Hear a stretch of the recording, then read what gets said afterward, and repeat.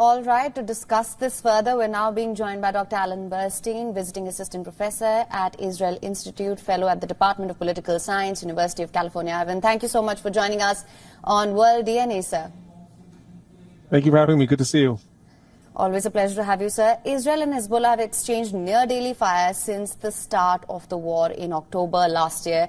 Do you think the latest rocket attack on the Golan Heights that raises the prospects of an escalation in the region of an all-out war, something that has been feared for a long while now? Absolutely. There is no doubt that Israel's retaliation is going to be at a level that we have not seen up until now. Israel, as part of this equation between Hezbollah and the IDF, like you said, there's been daily exchange of fire, but they have their sort of like rules of the game. Hezbollah doesn't fire too far south in Israel. Israel does not carry out attacks in certain areas in Lebanon. And every now and then there's a bit of a game changer. We saw that also between Iran and Israel back in April. All of a sudden there's another big attack and then the rules change. The question will be what Hezbollah will do after that. Israel's going to retaliate, and there's going to be a big retaliation. It'll be up to Hezbollah. Do they then retaliate further, and that'll be a big escalation? Or does Hezbollah accept, okay, we fired that missile, Israel did that, and we go back to the quote-unquote rules of the game?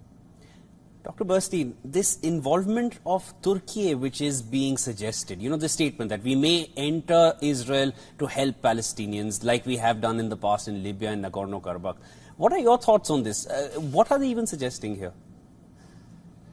I have to be honest, I do not take that as a serious threat. Erdogan has, throughout the last year, really changed his tune. Prior to the war, he was working very hard to mend the relationship with Israel. He met with Prime Minister Netanyahu months before the war, and they're working to reestablish the relationship. Then, when the war broke out, he shifted tune. Even the examples that he gives, the involvements in Nagorno-Karabakh and in Libya, Turkey did not invade those countries. Turkey sent a peacekeeping force to one and was invited by the government in the other to help keep the peace. Turkey has a lot of arms deals with Israel. Whenever they're involved militarily somewhere, they buy arms from Israel. That is, I read, a very empty threat. It's a rhetoric threat. It's one that was done within his own party position, a party meeting.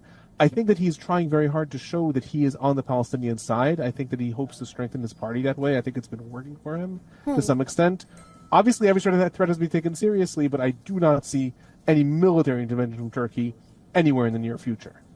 Right, so that being said, with the perceived escalations, the latest attack as well, do you think this risks the involvement of other regional proxies, the axis of resistance here? And is Israel equipped to deal with that? So we are seeing waves of the axis of resistance, as you called it, which is accurate. We see that in waves in the war. At the beginning of the war, between October and February, we really saw Iranian-backed militias throughout Syria, Iraq, Jordan, Yemen, Lebanon get involved attacking American targets. Then there was much more of a lull, and for a couple of months they did not get that involved after U.S. troops had been killed in Tower 22 base in Jordan. Now, all of a sudden, the Houthis managed to detonate a suicide drone in Tel Aviv. Israel attacked Yemen for the first time. We also saw between Israel and Iran in April. So we're seeing another wave of the involvement of the proxies in the region. Obviously, it's what everyone fears. Like I said, though, it really depends on how Hezbollah now reacts. Because right now, no one doubts that Israel's going to have a major reaction. It'll be up to Hezbollah. Do they just take that and absorb that and say that's okay? Somewhat the way Israel and Iran back in April, they attacked them, okay, and they both went back to being okay, so to speak, with each other, with the tensions.